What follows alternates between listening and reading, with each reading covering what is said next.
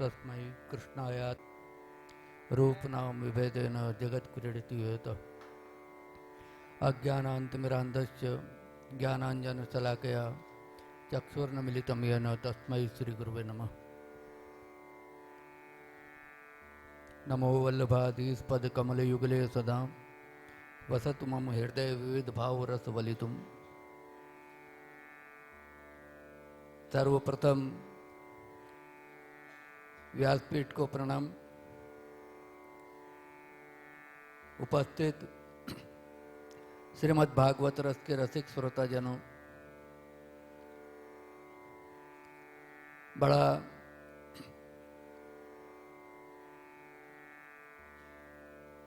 सुंदर अवसर होता है ऐसा जबकि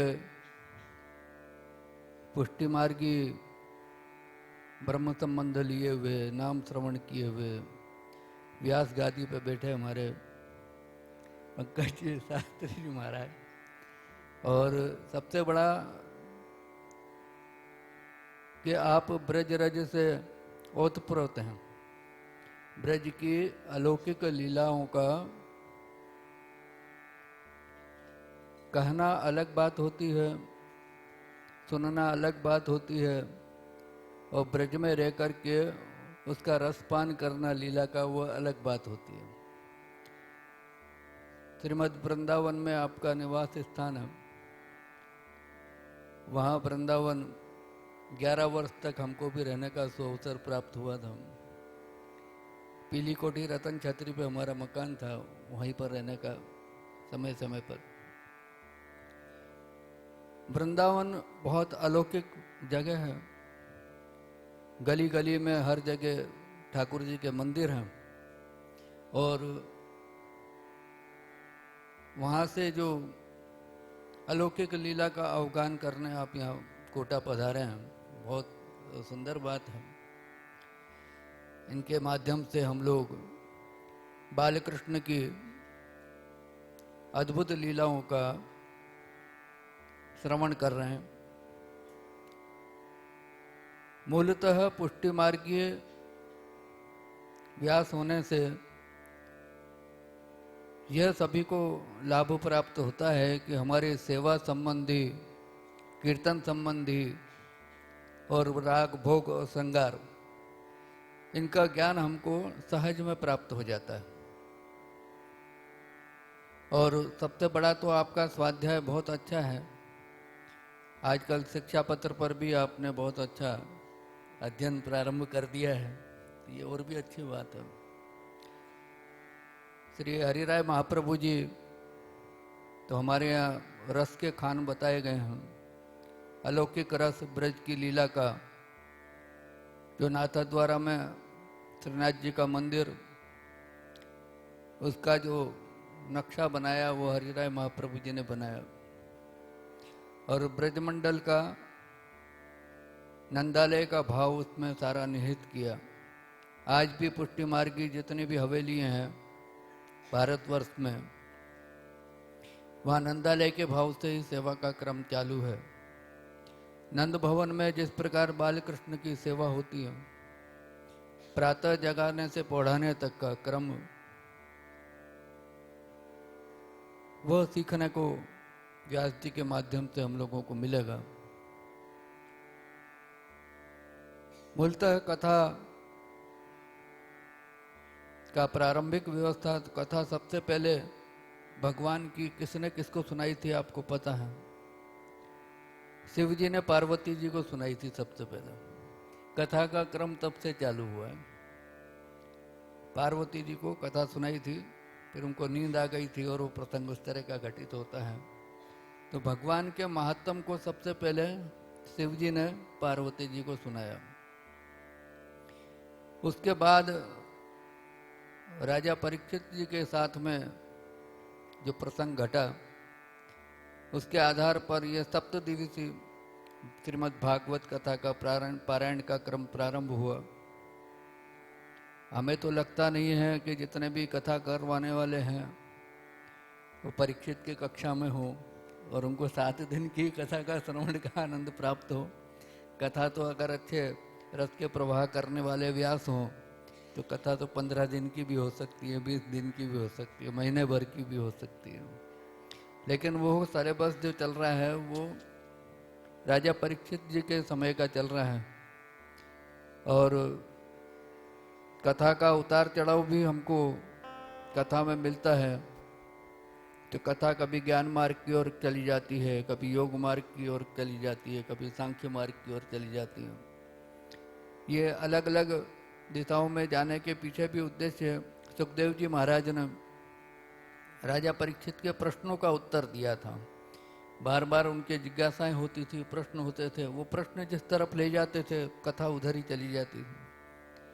आज के समय में तो कोई परीक्षित सामने है नहीं जो प्रश्न करता हो और व्यास जी उसका उत्तर देते हो। तो वो पहले के समय का क्रम था। मूलतः भागवत जो है, कथा श्रवण का उद्देश्य भगवान का बनना, भगवान का हो जाने के लिए ही भागवत कथा का श्रवण करने का मुख्य प्रत्येक जीव का उद्देश्य होना चाहिए। भगवान क्या है, भगवान शब्द की परिभाषा क्या है, भगवान किसको कहा जाए। वर्तमान समय में सहज में एक पद्धति चल पड़ी है, थोड़ा सा कोई चमत्कार दिखा देता है तो उसको भगवान कहने लग जाते हैं लोग, ये भगवान पधारी है। और महापुरुष होता है, उसके पास इतना ज्यादा चमत्कार नहीं होता, महापुरुष होता है उसको भगवान कहने लग जाते। देवता, महापुरुष और भगवान में बड़ा अंतर है। भगवान का अवतरण अवनी पर है, ऐसा नहीं है कि गोलोक धाम में ही मिलते हैं और जगह भगवान नहीं मिलते। अवनी पर जब पधारे तो आप अंश, आवेश, कला और विभूति के रूप में संसार में विराजमान है भगवान। और उसका वर्णन 24 अवतार के वर्णन के अंदर हमको प्राप्त होता है भागवत जी में। रामचंद्र जी 14 कला हैं, श्री कृष्णचंद्र जी 16 कला हैं, और एक एक कला युक्त अन्य विभूति आदि। तो वो सारा वर्णन श्रीमद् भागवत कथा के माध्यम से होता है हमको जानकारी में कि भगवान किस प्रकार से लीला करते हैं, अवनी पर आते हैं। और आने का उनका मुख्य उद्देश्य होता है, धर्म में गिलानी होती है उसको निवृत्त करना। और पुष्टि मार्गी सृष्टि का वो भिन्न व्यवस्था है। पुष्टि मार्गी जो सृष्टि है वल्लभ संप्रदाय की, इसकी व्यवस्था भिन्न है। ये प्रवाह मार्गी सृष्टि मर्यादा मार्गी सृष्टि से भिन्न पुष्टि मार्गी सृष्टि है। उसकी भिन्नता किस प्रकार से है कि ये जो प्रवाही सृष्टि है वो तो ब्रह्मा की बनाई हुई व्यवस्था से चलती है, और मर्यादा सृष्टि 33 कोटि देवी देवताओं की व्यवस्था के साथ चलते हैं। लेकिन जो पुष्टि मार्गी सृष्टि है वो भगवत इच्छा से चलती है। भगवान की जैसी इच्छा होती है उसी प्रकार से अवनी पर पुष्टि सृष्टि के जीव आते हैं, और भगवान की जैसी इच्छा होती है वैसे ही वो वापस नित्य लीला धाम में पहुंच जाते हैं। लेकिन यह सुनिश्चित है कि जिन्होंने पुष्टि मार्ग में नाम श्रवण किया है, ब्रह्म संबंध लिया है, उनकी कभी अधोगति नहीं होती। राजा परीक्षित के साथ जो कंडीशन थी, जो परिस्थितियां थी, वैसे पुष्टि मार्गी जीवों के साथ कभी नहीं होगी। श्री आचार्य चरण ने अवनी पर जब पधारे तो सबसे पहले नाम श्रवण कराने का ही प्रकार आपका था। जो भी जीव शरण में आता था उसको अष्टाक्षर मंत्र देते, कंठी देते थे। लेकिन आपको संतोष प्राप्त नहीं था। नाम श्रवण का अधिकार बहुत सीमित है, और हमारे पूर्व जितने भी आचार्य भारतवर्ष में रहे, निम्बार्क संप्रदाय, रामानुज संप्रदाय, माधव संप्रदाय, सेव मत, ये सभी शरणागति मंत्र का ही उपदेश देते हैं। और वो शरणागति मंत्र का उपदेश का अभिप्राय सिर्फ नाम संबंध तक ही सीमित था। भगवान के साथ संबंध का उसका उद्देश्य पूरा नहीं हो पाता। लेकिन पुष्टि मार्ग में भिन्नता यही है कि यहाँ पर ब्रह्म संबंध के द्वारा भगवान के साथ संबंध स्थापित किया जाता है। कई बार ऐसी परिस्थिति होती है कि परिवार के 4 मेंबर में से एक सदस्य पुष्टि मार्ग में होता है, 3 मर्यादा मार्ग में होते हैं, कोई प्रवाह में घूम रहा होता है। ऐसे में कई बार व्यवस्था बिगड़ती नजर आती थी परिवार में, तो लोग सोचते थे कि हमने ब्रह्म संबंध ले लिया, हमारे परिवार के 2 सदस्य ने ले लिया, बाकी के लोग तो बाकी हैं, कोई आता नहीं है ब्रह्म संबंध लेने। वो जीव लीला का नहीं है तो आएगा नहीं, आपके संग से ही तर जाएगा। जो पुष्टि स्थित जो जीव है, वैष्णव है, उनके संग मात्र से उसका उद्धार हो जाएगा, उसको ब्रह्म संबंध लेने की कोई आवश्यकता नहीं।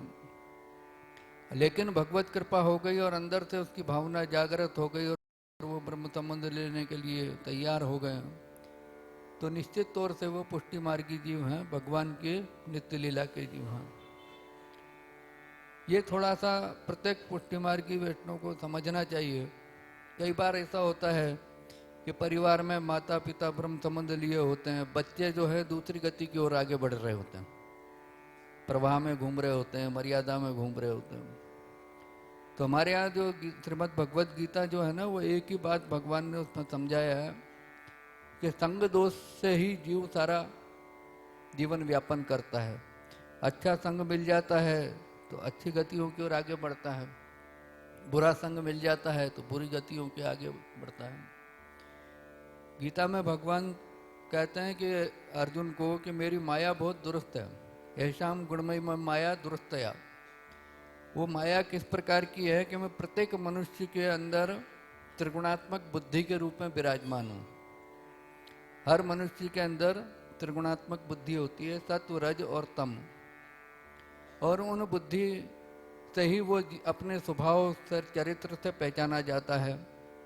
कई लोग बहुत तमस वाले होते हैं, उनके खान पान रहन सहन आचार विचार सब तमस वाले होते हैं, तो दूर से लोग कहते बड़ा तामसी आदमी है, ये विचार दूसरे हैं। और किसी को सत्संग लग जाता है तो बड़ा सात्विक आदमी है, समाज में संसार में रहता हुआ भी कितना दयावान होकर के अपना जीवन व्यापन कर रहा है। इस प्रकार कई लोग भक्ति मार्ग की ओर आगे बढ़ जाते हैं। तो संग से होता है जितना भी है। पुष्टि मार्ग में भी शिक्षा पत्र आप बाँच रहे हैं, उस शिक्षा पत्र के अंदर हरिराय महाप्रभु जी एक ही बात आज्ञा करते हैं कि संग से अगर अच्छा उत्तम संग मिल जाए तो जीव अपने इस योनि में ही अपनी गति को सुधार लेता है। क्योंकि धर्मशास्त्र बोलता है दुर्लभो मानसो देह देही नाम क्षणभंगुर, ये मनुष्य शरीर बहुत दुर्लभ है। 84 लाख योनि भोगने के बाद कहीं मनुष्य तन जीवात्मा प्राप्त करता है, और ऐसे में अगर दुस्संग लग जाए तो 84 के काल चक्र में घूमता है, पुनरपि मरणम पुनरपि जन्मम पुनरपि जननी जठरे सनम के काल चक्र में। वहाँ से निकलने के लिए आचार्यों ने महापुरुषों ने हमको रास्ता बताया कि धर्म मार्ग पे चलोगे तो आप इस 84 के फेरे से बाहर निकल आओगे, और धर्म मार्ग पे नहीं चलोगे तो 84 का फेरा आपके लिए तैयार रखा हुआ है। जैसे कर्म करोगे वैसे परिणाम स्वरूप आपको आना जाना पड़ेगा, 84 में घूमना पड़ेगा। श्रीमद् भागवत कथा में भी राजा परीक्षित की अवगति को सुधारने के लिए ही श्रवण कराया गया था कथा का, ताकि उसकी अवगति ना हो। वस्तु स्थिति परीक्षित जी ने कोई ऐसा बहुत बड़ा अपराध नहीं किया था अपने हिसाब से, लेकिन उसकी व्यवस्था इतनी बिगड़ चुकी थी कि उसको भय आक्रांत थे कि मेरी मृत्यु होने वाली है, 7 दिन बाद मैं मरने वाला हूँ। तो उस मृत्यु भय से निकालने के लिए ही सुखदेव जी ने श्रीमद् भागवत कथा का उनको श्रवण कराया, भगवान के अलौकिक स्वरूप का श्रवण कराया। और हमारे भारतवर्ष में तो सबसे बड़ा ग्रंथ श्रीमद् भगवत गीता हम लोगों के पास मौजूद है, जो सारे ब्रह्मांड के ज्ञान की कुंजी है। सारा विश्व किस प्रकार से बना, किस प्रकार से चला, किस प्रकार से आविर्भूत हुआ, किस प्रकार से तिरुभूत लीला की भगवान ने, वो श्रीमद् भगवत गीता के अंदर अर्जुन के माध्यम से भगवान ने हम सबको समझाया। उस ग्रंथ को वाचने के बाद फिर कोई ग्रंथ वाचने की आवश्यकता नहीं पड़ती। मूल तत्व वहीं से चालू होता है हमारा पुष्टि मार्ग का। श्रीमद् भगवत गीता में भगवान कृष्ण का अंतिम उपदेश अर्जुन को जो है, सर्वधर्मान् परित्यज्य मामेकं शरणं व्रज अहम त्वां सर्व पापेभ्यो मोक्षयिष्यामि मां श्रुत्य। इसमें भगवान अर्जुन को क्या कहते हैं कि तुम अगर इन सभी कर्म मार्ग, ज्ञान मार्ग, योग मार्ग, सांख्य मार्ग पर नहीं चलना चाहते हो, बहुत कठिन लगता है तुमको, तो मामेकम शरणम ब्रज, सिर्फ एक मेरी शरण में आ जाओ, मेरे आश्रय में आ जाओ। भगवान खुद गारंटी लेते हैं कि हम तो हम सर्व पापेभ्यो, मैं तुम्हारे जितने भी पाप हैं उसका समन करके और तुमको मोक्ष गति प्रदान कर दूंगा। वही सरल रास्ता वल्लभाचार्य जी ने हम लोगों के लिए रखा। हमारा जो अष्टाक्षर मंत्र है वो मामेकम शरणम ब्रज से ही शुरू होता है। यहाँ से हमारा पुष्टि मार्ग प्रारंभ होता है। और जब आचार्य चरण अवनी पे पधारे तो उन्होंने देखा कि नाम श्रवण से तो खाली जीव भगवान के नाम के साथ संबंध स्थापित हो पाता है, भगवान के साथ उसका संबंध स्थापित होता नहीं है। और ये जो मंत्र है इसकी ताकत भी कितनी है कि हमारे समूल पापों का नाश कर देते हैं। एक बार अष्टाक्षर मंत्र लो, आपके समूल पूर्व पापों का नाश हो जाएगा, लेकिन दोबारा पाप नहीं बनेंगे इसकी क्या गारंटी है। आप चले, आपके पैर के नीचे चेंटी आ गई तो पाप बन गया। बोलते वक्त आपके मुख के अंदर सैकड़ों जीवाणु नष्ट हुए, सांस लेते वक्त नष्ट हुए, तो उनका पाप, अज्ञात पाप, वो आपके पास पहले से तैयार रखा हुआ है। उनसे निवृत्ति किस प्रकार से हो, इस बात की चिंता आचार्य चरण को थी, महाप्रभु जी को, कि जीव जब तक विशुद्ध नहीं होगा तब तक विशुद्ध ब्रह्म से मिलेगा कैसे। विशुद्ध ब्रह्म से मिलने के लिए जीव का भी विशुद्ध होना जरूरी है। वो अशुद्ध है तो विशुद्ध ब्रह्म से नहीं मिल सकता, वहां तक उसकी पहुंच नहीं हो सकती। आपको चिंता हुई कि ये अष्टाक्षर मंत्र तरह का ही मंत्र सभी संप्रदाय देते हैं, नाम संबंध सभी कराते हैं, लेकिन बार बार जन्म मरण के कालचक्र से जीवात्मा बचता नहीं है। इसके लिए क्या किया जाए। तो चिंता होने पर साक्षात गोवर्धन धर ने प्रकट होकर के महाप्रभु जी की चिंता का निवारण किया। श्रावणे श्यामले पक्षे एकादश्याम महानिशि साक्षात भगवता प्रोक्तम तदक्षर से उच्यते ब्रह्म संबंध करणात् सर्वेशाम देह जीवियो सर्वदोष निवृत्ति ही दोषा पंचविधा स्मृता। आचार्य ने देखा कि सभी शास्त्रों का अध्ययन किया, पापों से मुक्ति के लिए तो भगवत नाम है, भगवान का नाम उच्चारण कर लो, पापों से मुक्त हो जाएगा। लेकिन भगवत प्राप्ति उसको किस प्रकार से होगी, उसके लिए कोई रास्ता बताया नहीं गया। तो उसमें समझ में आया कि पुराणों में, भागवत में, गीता में, सब में मंत्रों को ढूंढा आचार्य ने, लेकिन जीव के शुद्ध करने का पूर्ण मंत्र कहीं नहीं मिला। गाय की हत्या होती है, गोहत्या तक के प्रायश्चित के मंत्र मिले ग्रंथों के अंदर, लेकिन जीव का विशुद्ध होने का कोई मंत्र नहीं मिला। स्मृति पुराण आदि के अंदर प्रत्येक प्राणी के अंदर 5 प्रकार के दोष बताए हैं जो पापों के जनक हैं, पैदा करने वाले हैं। किसी भी वृक्ष को अगर आपको नष्ट करना हो तो उसके पत्ते तोड़ते रहो, पत्ते टूट जाएंगे, फिर बारिश आएगी, हरा हो जाएगा वापस वृक्ष। टहनी को तोड़ोगे, फिर बारिश आएगी, फिर हरा हो जाएगा वृक्ष। आचार्य ने कहा कि अगर वृक्ष को नष्ट करना है तो उसको जड़ से निकाल दो, तो वृक्ष दोबारा उगेगा ही नहीं। तो वो जड़ों की नष्ट करने की प्रवृत्ति का नाम ही ब्रह्म संबंध है। 5 प्रकार के जो हमारे दोष हैं, सहजादेश कालोत्था लोकवेद निरूपिता संयोगजा स्पर्शाश्च न मंतव्या कथम चना।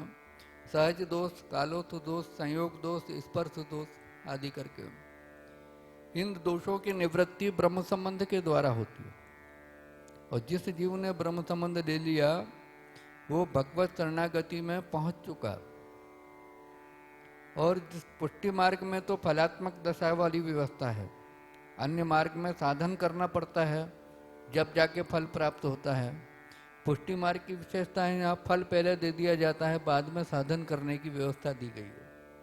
पहले ठाकुर जी गोवर्धन धर आपके हाथ में पधरा दिए जाते हैं और फिर कहा जाता है कि अब आप इनकी सेवा करिए। और उसमें भी किसी प्रकार का प्रतिबंध नहीं है, जितनी आपकी सामर्थ्य हो आप उतनी सेवा कर सकते हो। हमारे यहाँ पुष्टि मार्ग में मिश्री भोग से लेकर के और सकड़ी भोग यानी अन्न भोग तक की सेवा का अधिकार हमको प्राप्त हो जाता है। अभी हम लोग जाते हैं मंदिर में, जाते हैं मर्यादा मार्ग में, अपना नैवेद्य ले जाते हैं, पुजारी के हाथ में देते हैं, पुजारी ले जाके भगवान तक पहुंचाता है, देवता तक पहुंचाता है, उसका थोड़ा सा फल हमारे हाथ में दे देता है। आचार्य चरण कहते हैं कि जब गीता के अंदर भगवान कहते हैं कि ममे वांसो जीव लोके जीव भूत सनातन, सारे चैंटी से लेके मनुष्य तक जितने भी जीवात्मा जीवंत पदार्थ हैं, जीव हैं, वो सब मेरा ही अंश है। जब भगवान का अंश है तो एक अंश तो जो है अंदर मंदिर में पूजा अर्चना कर रहा है, दूसरा बाहर खड़ा होकर ताली बजा रहा है, ऐसे क्यों? उसको भी भगवत सेवा करने का अधिकार मिलना चाहिए ना। जो बाहर खड़ा है वो भी तो भगवान का ही अंश है। अभी आप देखते हैं चैतन्य संप्रदाय वाले बताते हैं कि चैतन्य महाप्रभु जब संकीर्तन करते हुए निकलते हैं तो उनके साथ में जितने भी जीव जानवर होते थे वो भी संकीर्तन करने लग जाते थे। जो ऐसे भी जीव जो मांसाहारी थे, हिंसक जीव थे, वो हिंसक जीव भी भगवत नाम में मग्न हो जाते। तो अधिकार किसके पास रहा? ऐसा मान लेना कि भगवान की सेवा करने का अधिकार किसी उच्च वर्ण के व्यक्ति का ही है, दूसरे का नहीं है। पुष्टि मार्ग इस बात